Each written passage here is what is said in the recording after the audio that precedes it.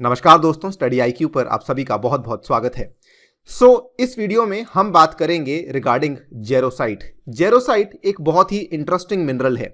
ये धरती पर बहुत ही कम जगहों पे पाया जाता है और जहां पर भी पाया जाता है बहुत ही स्मॉल क्वांटिटीज में इसको देखने में हमें मिलता है। लेकिन इस मिनरल की बड़ी एक खास बात है कि ये मार्शियन सरफेस पे यानी कि मंगल ग्रह के ऊपर बहुत ही ज़्यादा बड़ी मात्रा में पाया जाता है। और अब रिसेंटली एक इंटरनेशनल रिसर्चर्स की टीम है जिन्होंने इस मिनरल को काफ़ी अच्छी मात्रा में अंटार्कटिका में पा लिया है।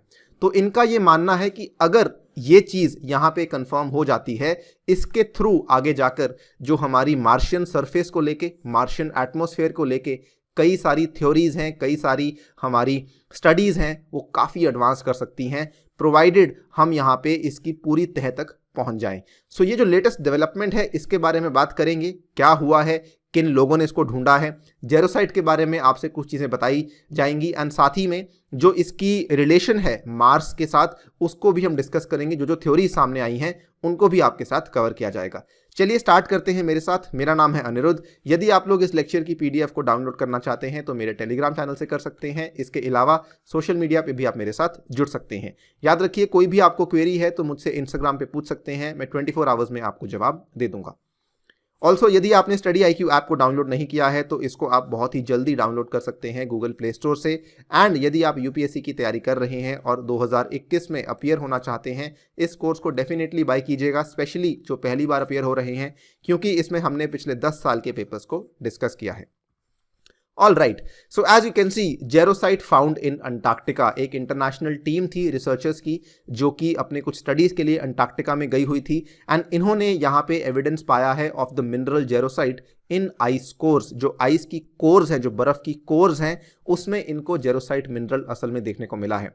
ये पूरी की पूरी जो रिसर्च है इसको असल में नेचर कम्युनिकेशंस जो जर्नल है उसमें एक पेपर के रूप में पब्लिश किया गया है। और इस पेपर में इन्होंने दो चीज़ों के बारे में बहुत इंटरेस्टिंग बात की है। सबसे पहले तो इन्होंने बताया है कि असल में ये डिस्कवरी कैसे हुई, किस तरीके से वो क्या ढूंढ रहे थे एंड क्या ढूंढते ढूंढते उनको असल में जेरोसाइट मिल गया। एंड सेकेंडली उन्होंने यहाँ पे ये भी बताया है कि why they believe that this could bolster the theories regarding the presence of the same mineral on the surface of Mars. आप देख सकते हैं नेचर कम्युनिकेशंस जर्नल का ये paper, jarosite formation in deep Antarctica ice provides a window into acidic water limited weathering on Mars। तो ये जो formation आपको अंटार्कटिका में देखने को मिली है इसका सीधा सीधा लिंकेज है मार्स के साथ। आप देख सकते हैं जो पेपर है 19 जनवरी 2021 को पब्लिश करवाया गया है। और वैसे तो इसमें कई सारे लोग हैं लेकिन इस पूरी रिसर्च टीम को जो हेड कर रहे थे उनका नाम है Giovanni Baccolo. All right, before we begin further, सबसे पहले हमें जेरोसाइट के बारे में कुछ बेसिक जानकारी लेनी होगी। सबसे पहले तो जेरोसाइट एक basic hydrous sulphate of potassium है एंड आयरन। ठीक है, हाइड्रस सल्फेट यानी कि आप देख सकते हैं इसमें ये हाइड्रस कंपोनेंट है, आयरन आप यहाँ पे देख सकते हैं, पोटेशियम यहाँ पे देख सकते हैं और सल्फेट यहाँ पे देख सकते हैं।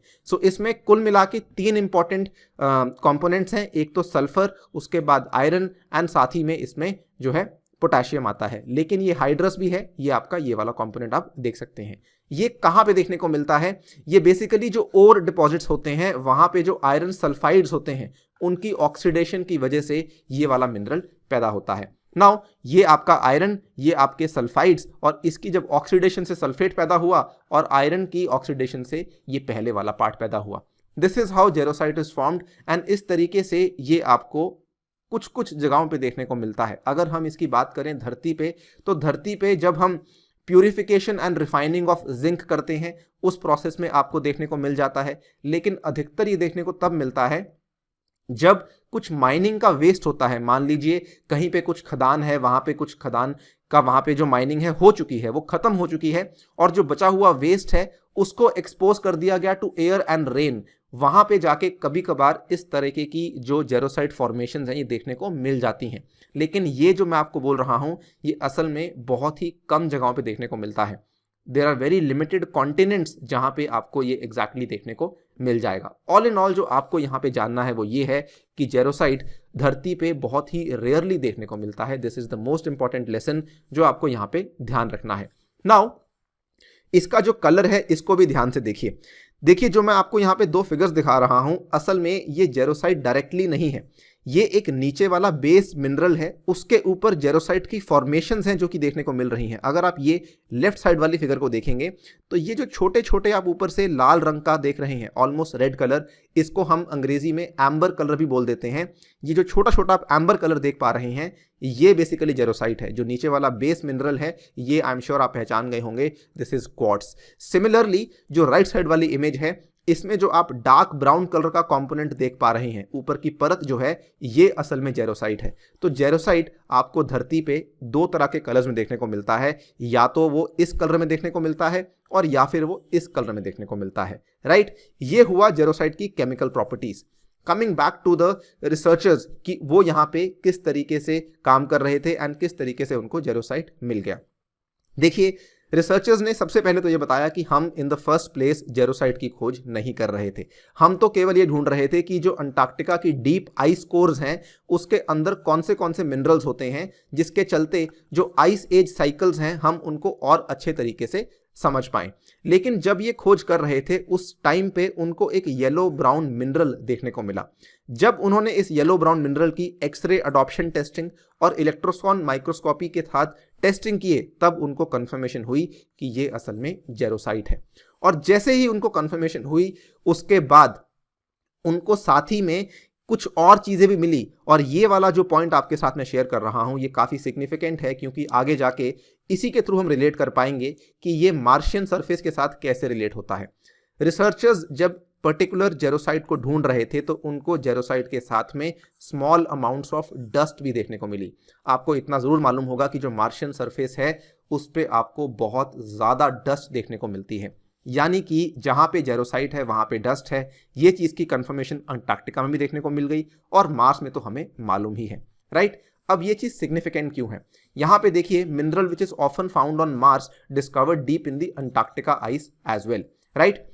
जैसे ही ये फाइंडिंग हुई, जो रिसर्चर्स थे उनके दिमाग में ये चीज सामने आई कि ये सेम चीज मार्स पर भी देखने को मिली थी। और ये चीज जब मार्स पे देखने को मिली थी, वो साल था 2004 का। दी अपॉर्चुनिटी रोवर, जो कि नासा का अपॉर्चुनिटी रोवर है, इसने 2004 में जाके पता किया था कि असल में मार्स के सरफेस के ऊपर जो जेरोसाइट है वो भारी मात्रा में देखने को मिल जाता है। आप ये वाली 2004 की न्यूज देख सकते हैं, Mars was wait.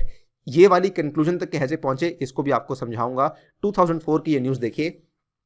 The Opportunity rover has found strong evidence that eons ago water flowed across Mars, pooled on the surface and then returned to the atmosphere, leaving behind a thick layer of minerals leached from the land. We have found ancient water on Mars. ऐसा उन्होंने क्यों कहा?